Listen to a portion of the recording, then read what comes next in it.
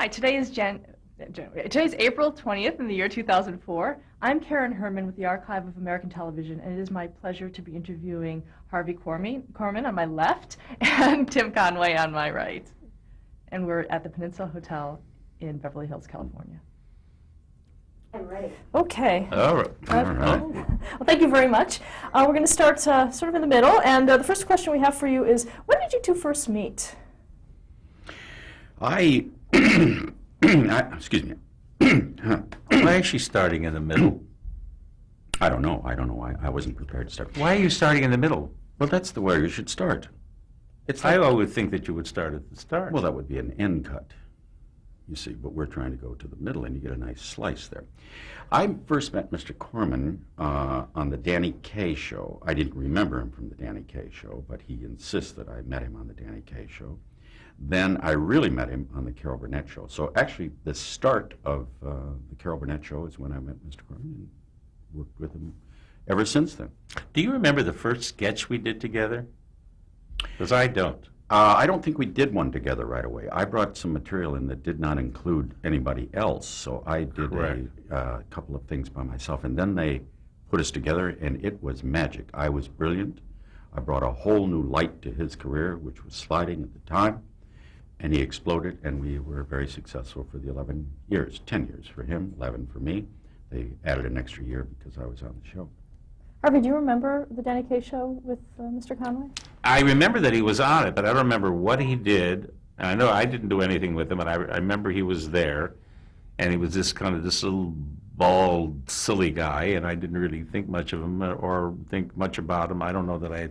Were you on McHale's Baby at that point? I was, yes. Yeah, because I never watched that. No. And you did Steve Allen show? Yeah. Yeah, I never watched that.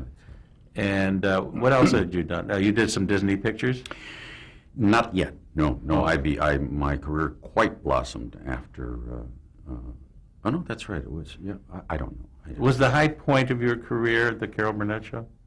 Yes, very much so. Yes, 11 wonderful years. And would it have been such a high point if I had not been there?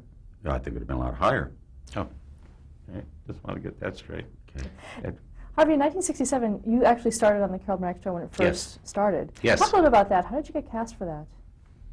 Well, actually, when the Danny Kaye show went off, and I directed the sketches on the Steve Allen summer show, then I figured, well, I'm out of work again. And then I saw Carol, who was coming in to do her show, and I ran into her in the parking lot, and she said, what are you doing? I said, nothing, I'm out of work. She said, would you like to be on our show? I said, would I? But the thing about it was that they were looking for a Harvey Korman type, because they wanted somebody like me that had worked with Danny to work with her. So finally she said, I'd get him. So this beautiful lady approaches me in the parking lot and says, want to be on our show? So I did. What is a Harvey Korman type? I don't know. What would you say a Harvey Korman type was? Well, you can't talk about, dress or anything of that nature. Height, we all know. I think you have to be tall to be a straight man. That's important because you got to look down at somebody. I think a man who is extremely talented can do voices, can do characters, can do just about anything with a sketch. Very physical at the time, certainly not now, but at the time.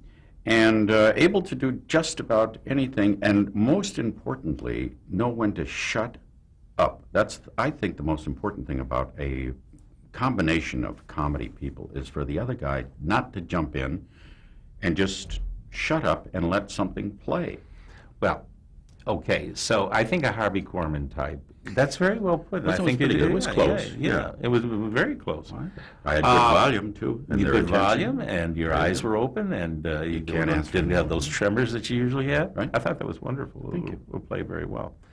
I think a Harvey Korman type is somebody that is a really good straight man.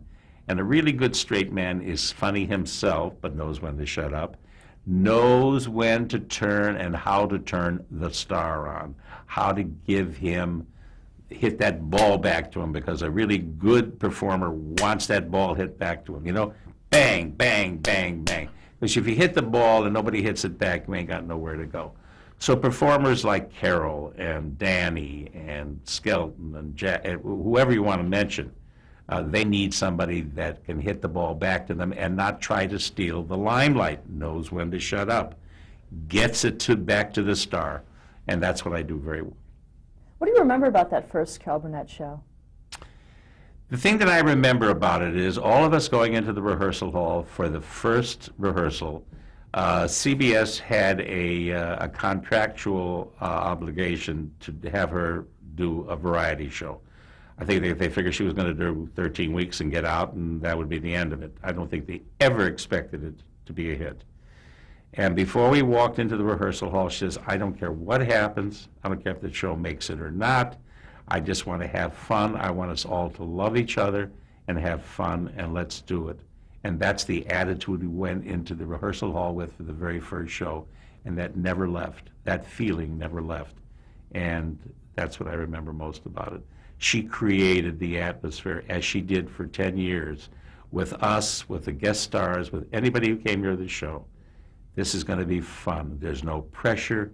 She supported everybody. She let this man go on and on and on in sketches with her standing there on the stage sometime with egg on her face. I don't know any other star that would have allowed that. But she got people that she loved and admired and respected and knew that would help the show, would help her. And she's a magnificent woman and amazingly secure to be able to allow that.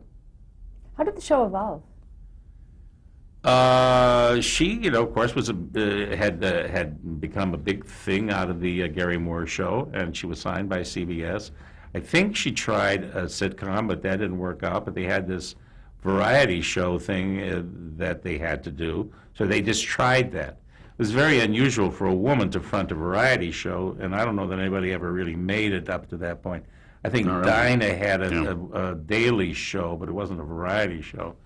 And they just didn't think it could happen in those days, that a woman could do that. And she surprised the hell out of them. She got me and then eventually him and Vicki, who was just this baby out of Orange County, who was only 17, and Lyle, who didn't really have a lot of experience. So we just sort of all got tossed into the pot. Joe Hamilton, her husband, the producer, got some marvelous writers, some wonderful special material writers. We had a great choreographer, wonderful orchestra, and we threw ourselves into it. It was almost like summer stock. Okay, let's put a show on in the barn, and we sailed into it. And as time went by, we created this wonderful thing. Talk a little about the production week for a show. How did that go? Well, Mr. Korman speaks of the rehearsal hall. The first show, I couldn't get into the rehearsal hall. The door was locked, so most of it was just my looking through the window, and I could see Carol saying things like, I thought she was saying about how to barbecue steaks and turn it, but what she was saying is let's have fun and keep it going like that. So I wasn't in on that particular end of the having fun thing. I'll give you the before and after. When I first started doing the show, I didn't find it difficult to memorize a sketch because it was written so well that you could almost, it was just like following dots. It just fell into place. So the lines were not that difficult to learn. We would probably rehearse 3 or 4 hours, 5 a day. Towards the end, I don't think we were rehearsing. The 11th year, honestly, I don't think there was 2 hours rehearsal in a week. You just got the thing, and you went down, and you got a costume and a mustache and a dog or whatever was involved, and you just did it. We knew each other so well, and what other people might do or were thinking of doing, and as much as I tried to surprise the cast by doing strange things, they were kind of prepared for it because they just assumed that things like that were going to happen. So the early rehearsals were, quite involved, and let me have this, and we'll do that, and everything. But towards the end, it just, So people, as they got to know each other through the 10 years, we just seemed to have a wonderful flow of what was going on. There were times when we would be doing a sketch that Joe would come back and say, okay, cut this line, cut that whole page. You take this character, you do this, and don't do that. And in a matter of 20 minutes, you may change an entire script. But we nobody went, oh my, I can't, I mean, you do that to people nowadays, they die. So, filming it as though, or taping it as though it were live meant that you were going to do it in an hour and 20 minutes, an hour and a half. So it was a live show. You didn't have time to say, oh, I'm sorry, I made a mistake here. Could we go back? Leave it in, and we'll see what we can do about it. If we can't correct it, we'll leave it in. And a lot of stuff was left in the show. There are so many places, and when I see the reruns now, where I screwed up in the same place on both tapings, and it's in the show. There was no going back, there was no redoing, there was no doing pickups, very rarely, maybe in a musical number. But that gave it that immediacy. Oh, look, he screwed up. And then you go, whoa, whoa. And it kills me because I like to be perfect. So, what he's saying is absolutely right. But you mustn't get the wrong impression. As time went on, we did not rehearse that much, but we all knew not only that we know each other, but we all knew that we were pros. We all knew that we would learn our lines. We weren't sloughing this thing off by any means. We were all prepared. We all knew our lines. We all knew where we were, and then we were let the excitement happen, the spontaneity happen. Let's see what happens. There can be over-rehearsal can just sometimes just squeeze the joy and the fun out of it. So we certainly didn't do that. Was there ever a case of over spontaneity, things that just went so over the top that you couldn't use? Oh, a lot of outtakes. Yeah. Oh, Yeah. my goodness. We used to have at the end of the year, we would have a bunch of outtakes that just make you nuts. I mean, it was hysterical.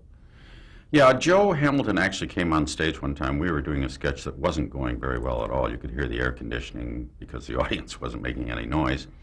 And Joe finally came on stage and he said, stop doing this. And we just stopped and we got off stage and said, thank you very much, and went on to the next sketch.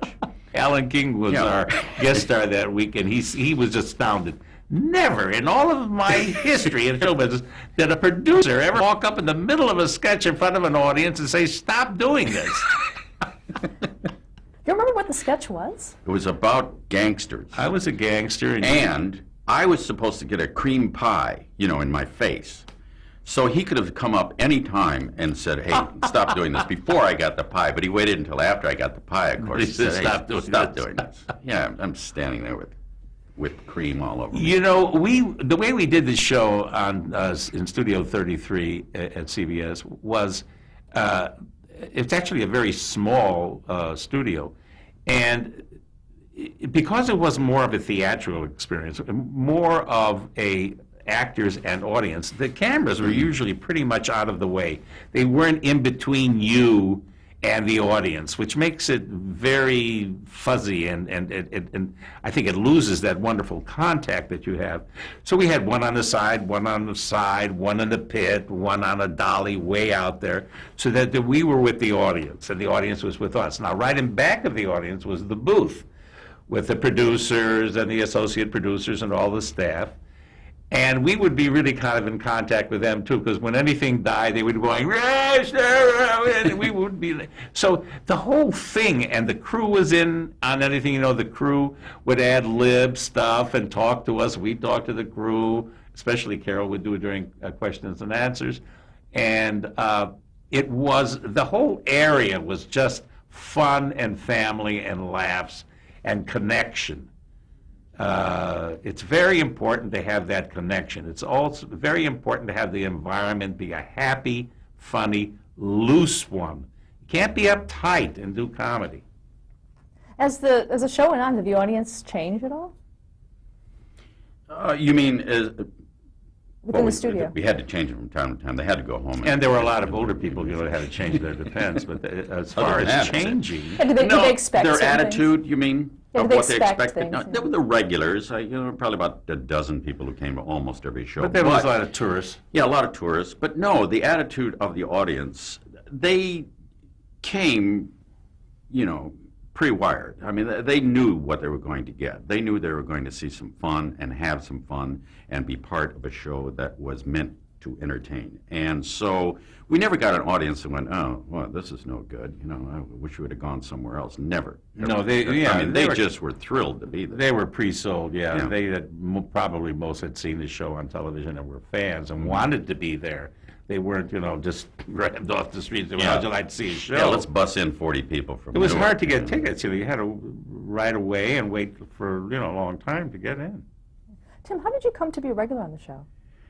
I started doing maybe 3 shows the first year. I had known Carol from the Gary Moore Show and Joe, who had done the Gary Moore Show. And so when they were looking to pick up people, I was doing McHale's Navy at the time. They gave me a couple of guest shots, so I did a couple the first year, and then 3, and then 5. And then finally, about the 7th or 8th year, they said, "Do you want to be a regular?" Because they were going to, so I said, well, I don't want to be a regular because that doesn't leave me open for doing other things. And they were doing 23 shows at the time. So I said, I'll tell you what, I'll do 22, and then I'll be a guest on the last one. So that was my contract, 22 shows and a guest on the last one. What kind of things did you do as a guest early on? This one? Make me crazy. Well, I was also a writer on the show, too. So I things like the Wiggins stuff I would write, but also I would write sketches for Mr. Korman and myself. And, of course, Mr. Korman never knew what I was going to do because I would have different things to do than what was on the paper.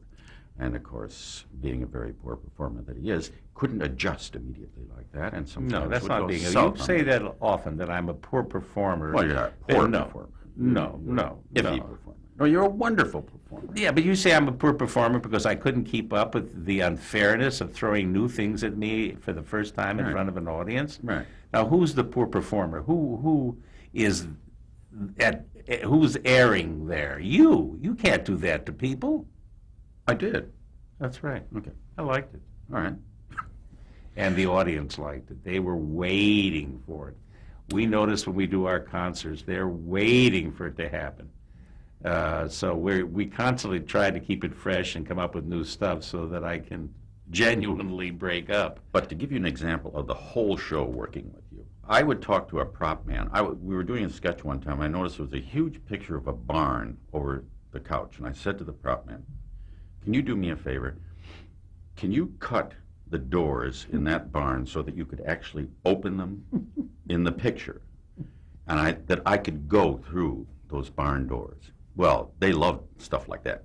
Man, there was sawing and things, and Carol had, she didn't know what was going on, so they make this whole thing of the barn doors. And I said, well, I was doing the old man. I got to get going now. And I open these barn doors and go into the picture.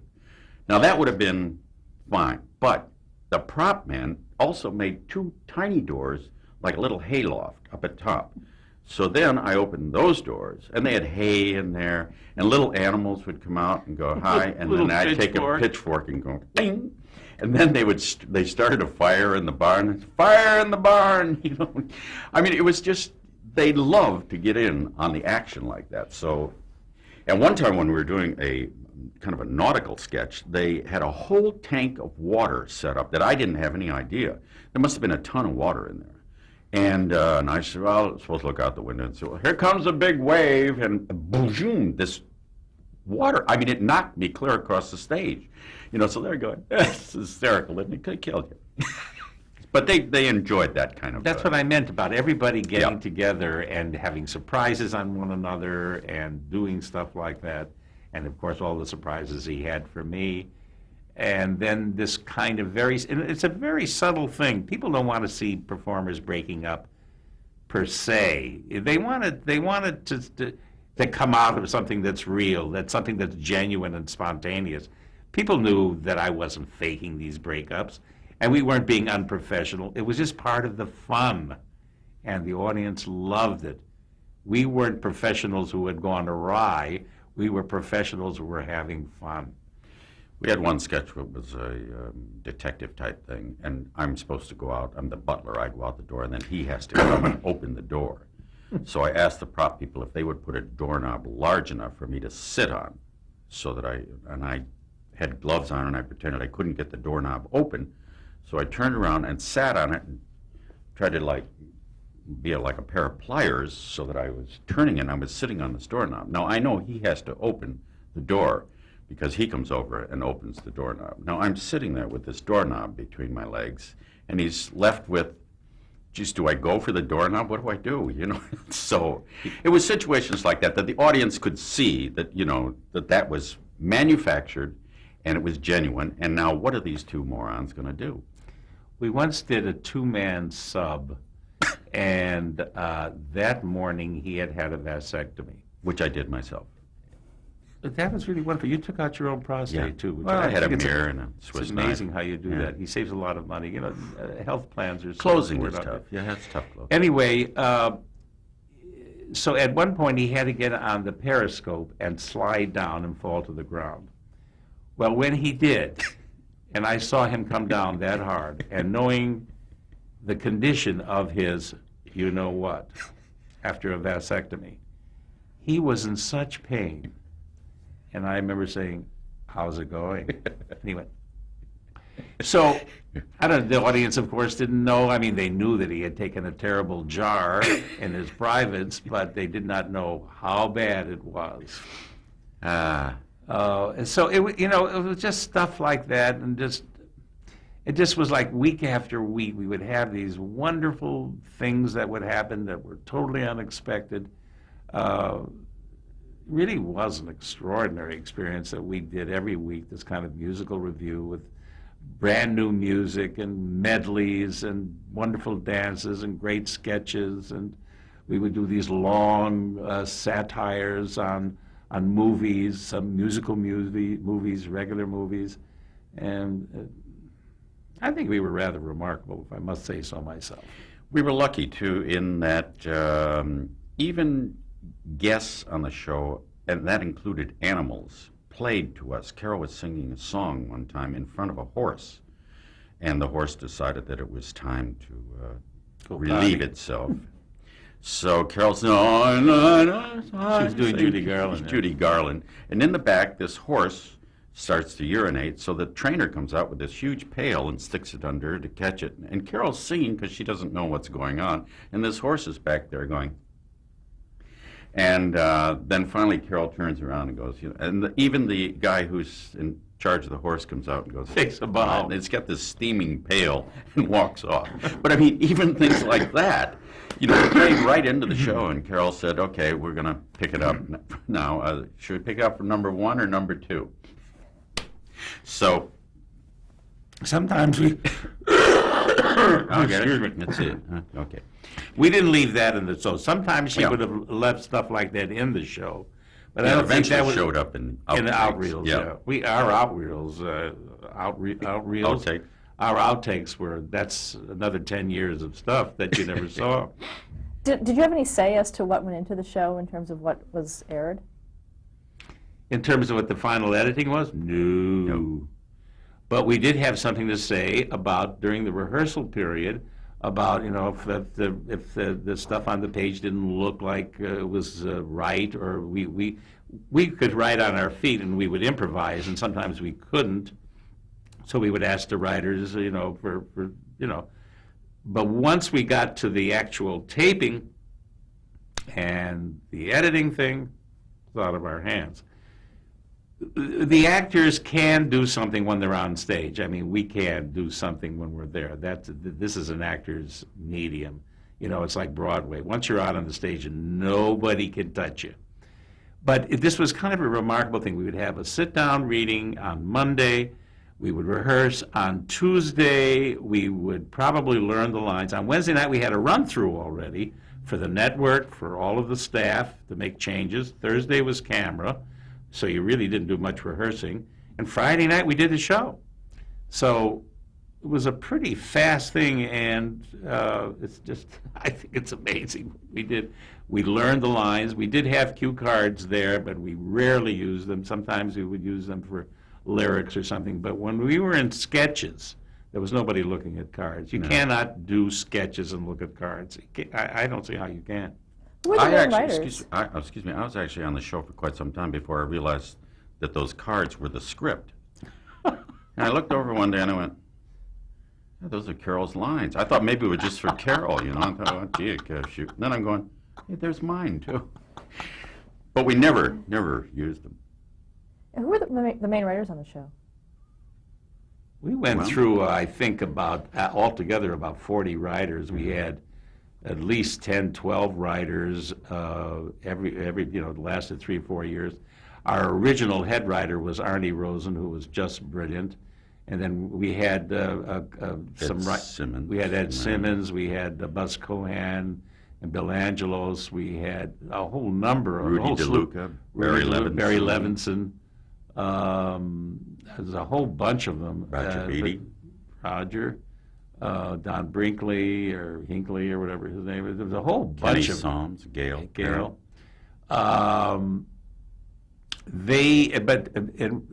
They were absolutely essential, of course, but what was really remarkable and very important were the special material comedy songwriters, Artie Malvin and Ken and Mitzi Welch, who wrote these wonderful parodies of musicals, the Dolly Sisters Buzz Cohen, yeah. and Buzz wrote a lot of that stuff. Music was a very important part of the show.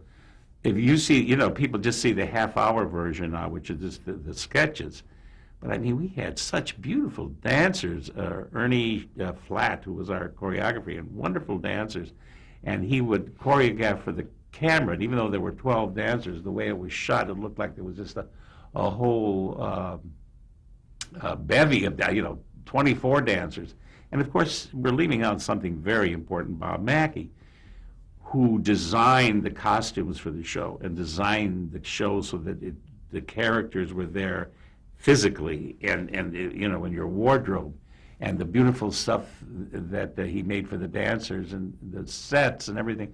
You see this show today, an hour show of our show in color today. It's absolutely astounding how beautiful and good it was. Did Carol Burnett have a lot to do with the production aspects of the show? I think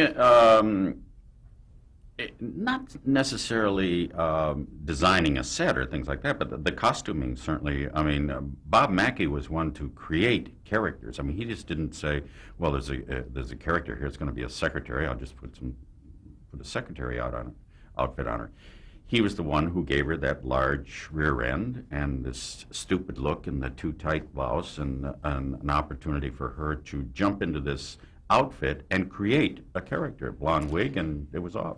I think she had a lot more to do with it, too, as far as material was concerned, as far as the characters were concerned.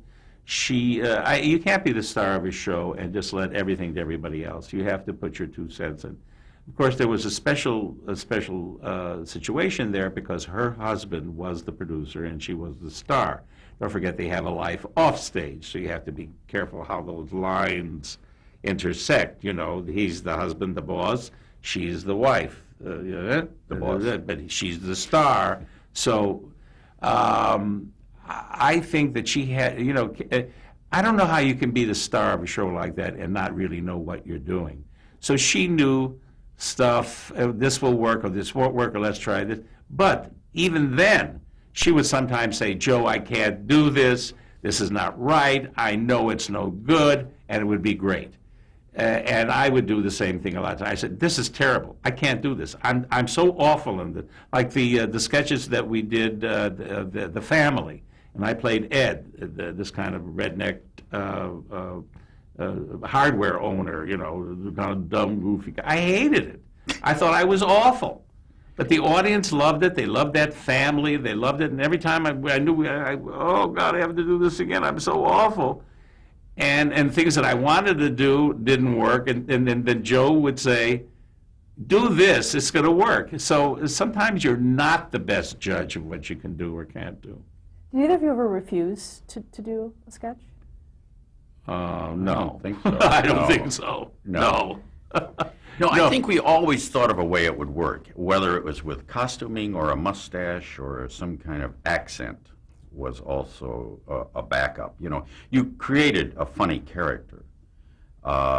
We were playing things like I was, in effect we were German officers interrogating somebody, and that's a touchy subject.